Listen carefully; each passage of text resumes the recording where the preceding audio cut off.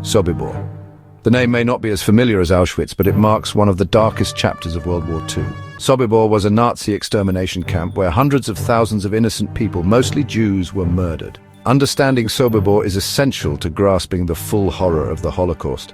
Many victims came from Poland, the Netherlands, France, and the Soviet Union, lured by lies of resettlement. For almost all, Sobibor was the end.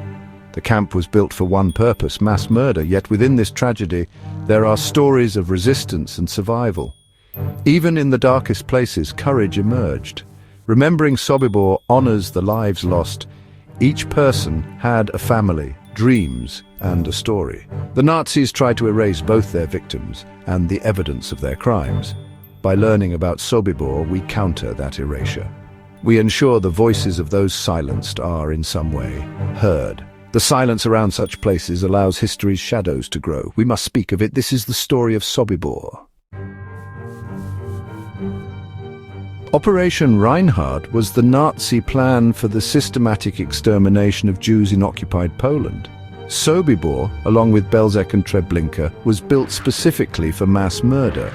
These camps were not work camps. They were designed for killing with chilling efficiency. High-ranking Nazis like Himmler and Globoknik orchestrated the plan in 1941-42, escalating the Holocaust to industrialized killing. The camps were located near railways, hidden from major cities to maintain secrecy. Victims arrived by train and were quickly gassed. Operation Reinhard claimed about 1.7 million lives, mostly Jews. The process was swift, deceptive, and designed to kill as many as possible, as quickly as possible. SS staff were chosen for their cruelty, many with experience from the T4 euthanasia program. Their expertise made the annihilation even more efficient. The scale of this planned murder was unprecedented. Sobibor was a key part of this machinery of death. Its story is a crucial chapter in the Holocaust. Sobibor's site was chosen for its isolation, deep in the forests of eastern Poland near a railway line. The seclusion kept its true purpose hidden. Construction began in March 1942, using local workers and then Jewish forced laborers. The camp was built rapidly with a single goal: extermination. Its layout was designed for efficiency, not imprisonment. Franz Stangl, the first commandant, oversaw operations with cold precision. The first transports arrived in May 1942. The killing machine was operational. SS and Austrian Nazis, many from the T4 program, ran the camp. They were aided by brutal Ukrainian guards, often former Soviet POWs. This small group managed the murder of hundreds of thousands. Sobibor was a factory of death, concealed, efficient, and relentless.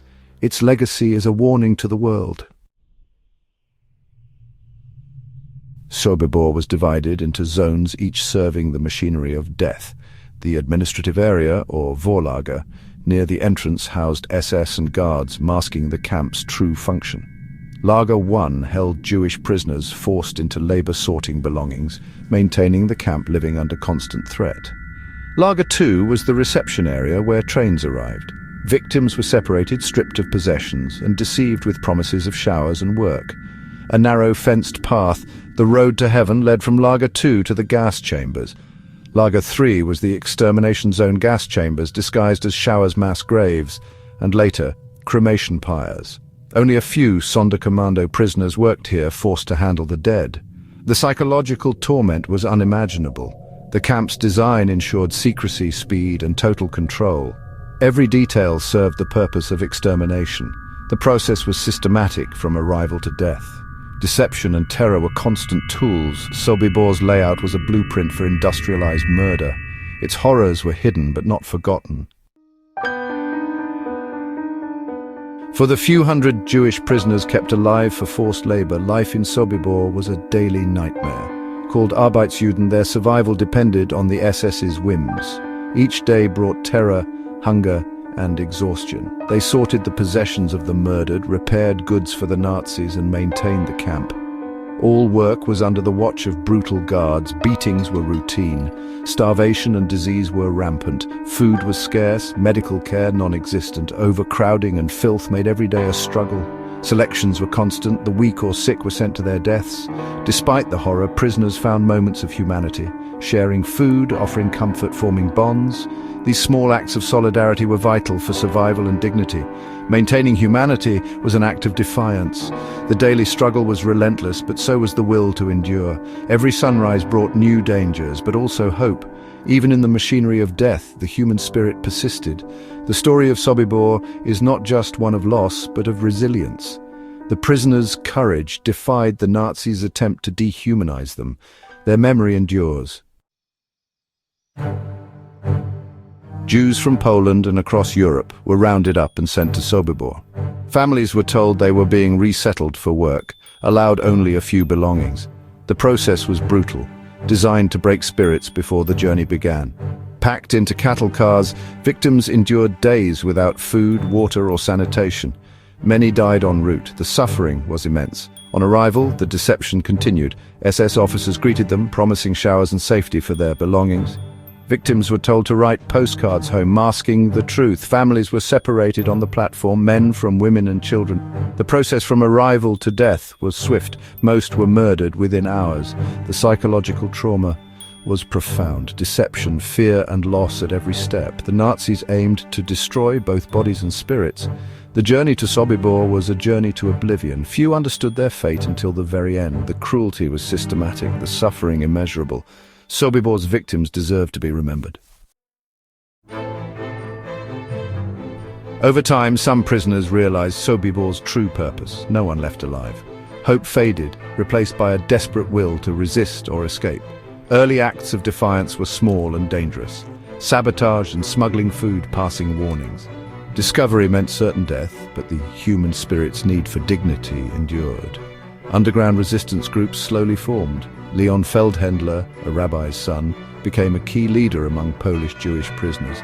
He and others began to plan for escape, knowing the risks. The arrival of Soviet Jewish POWs in September 1943 changed everything. Lieutenant Alexander Sasha Pechersky, a military officer, brought leadership and tactical knowledge. He joined forces with Feldhendler, uniting the resistance. The Soviet POWs brought a fighting spirit and military skills. Together, they began to plan a mass uprising. The odds were overwhelming, but the alternative was certain death. The seeds of revolt were sown in the darkest soil. The Sobibor Uprising was bold and meticulously planned. Led by Pechersky and Feldhendler, the goal was mass escape, not victory, but survival.